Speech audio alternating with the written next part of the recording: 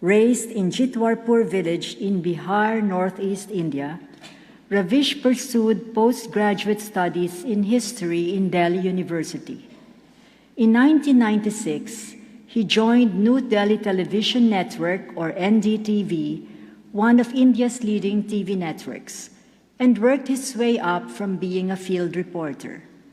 After NDTV launched its 24-hour Hindi language news channel, NDTV India, he was given his own daily show called Primetime, reaching a Hindi-speaking audience of 422 million. Today, as NDTV India's managing editor, Ravish is one of India's most influential TV journalists.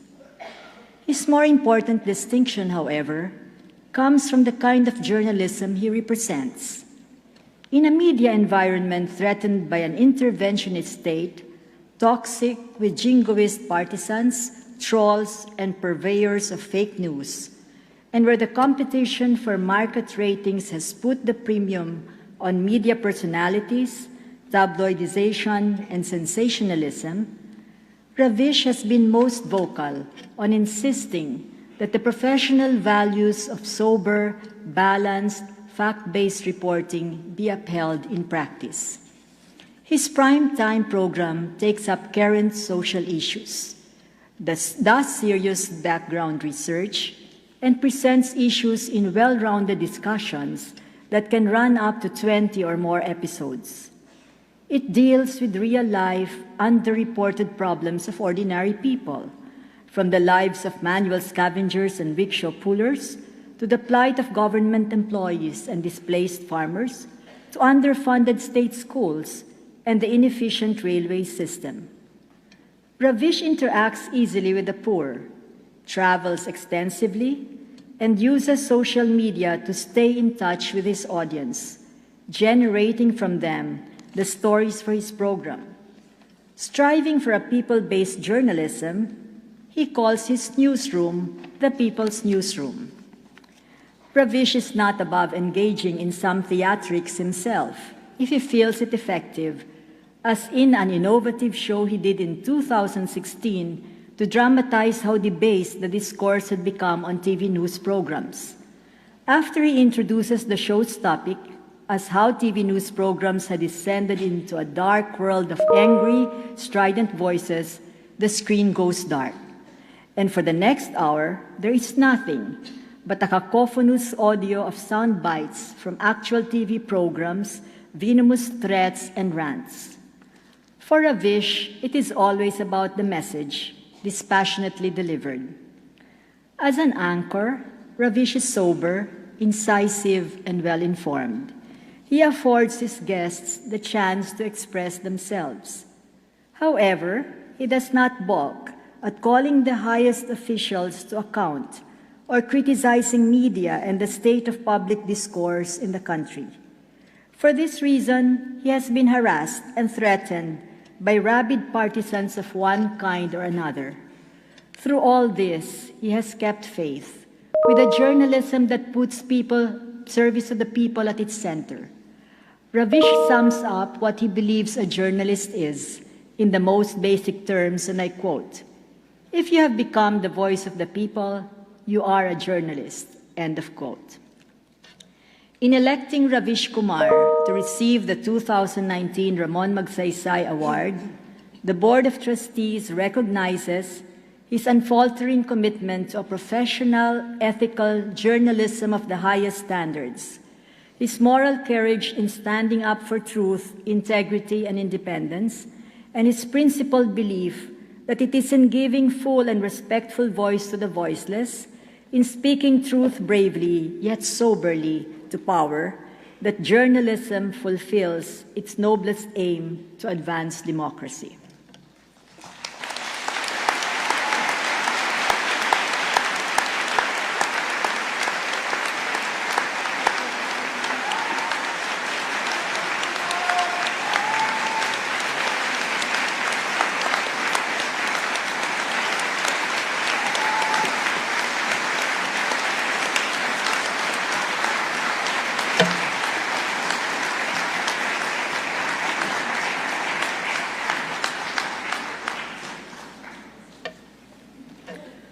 Ravish Kumar of India will now deliver his response.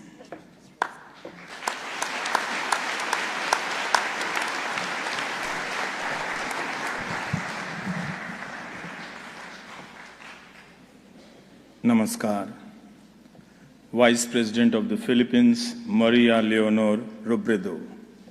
Former President Fidel V. Ramos, trustees of the Ramon Magsaysay Award Foundation, distinguished guests, members of the Magsaysay family, fellow awardees, ladies and gentlemen.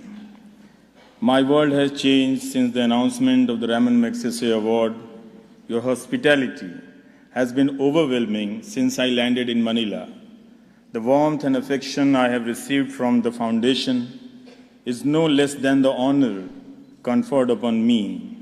You invited me as a guest and made me feel at home. Now I feel like a part of your family. Usually, award ceremonies are brief affairs, but this is different. It has been a humbling experience and makes me feel more responsible than before. Inequality is mostly measured in terms of health and economy, but the time has come for us to take cognizance of knowledge inequality as well. When resources for quality education have confined to a few cities, we cannot even begin to imagine what are the repercussions of this inequality in smaller towns and villages. Clearly, the source of knowledge for a vast multitude is the propaganda machine of WhatsApp University. One cannot entirely blame today's youth, since they have been denied quality education and information. It becomes all the more important to evaluate the crisis of media in this context. If media too begins to function like the WhatsApp University with fake news and fake knowledge, what then would be the consequences for society? It is a good sign that India's citizens have begun to understand this. That is why the congratulatory messages that I am receiving are also replete with worries on how the media has turned rogue in India. Therefore, while I am happy for myself today, I am also filled with sadness looking at the state of the profession I represent. Indian media is in a state of crisis, and this crisis is not accidental or random, but systemic and structural. Being a journalist has become a solitary endeavor, as uncompromising journalists find themselves being forced out of their jobs by news organizations, and those corporate owners are never questioned. Nevertheless, it is heartening to see that there are still some who continue to put their lives and careers at risk to practice honest and meaningful journalism. Some women journalists are speaking out and managing to survive on freelance earning. With the internet still shut down in Kashmir, most major news channels went along with government's stand. Yet, there are some who have dared to report from within that shutdown and face the wrath of the army of trolls. While institutional journalism is facing a crisis, individual journalists are struggling to survive and question authority. Can we restore the sanctity of the news? I do hope audiences will once again realize the value of truthfulness in reporting and the diversity of voices and opinions, because a democracy can thrive only as long as its news is truthful, information is truthful. I accept the Ramon Magsaysay Award. I accept it on behalf of all those readers and viewers who continue to live in areas of knowledge inequality, but have a thirst for good and truthful information and knowledge. Many young journalists realize this challenge. I am confident that in times to come, they will be able to restore the meaning of true journalism. It is possible that they may lose the battle, but sometimes resistance is not a matter of choice. Not all battles are fought for victory. Some are fought for simply to tell the world that someone was there on the battlefield. I accept this award on behalf of all such journalists, and I thank my millions of viewers of NDTV. I thank my wife, life partner Noena, my two lovely daughters, Tanima, Tanisha, and childhood friend Anurag. Once again, I thank the Raman Magsaysay Award Foundation. Jai Hind.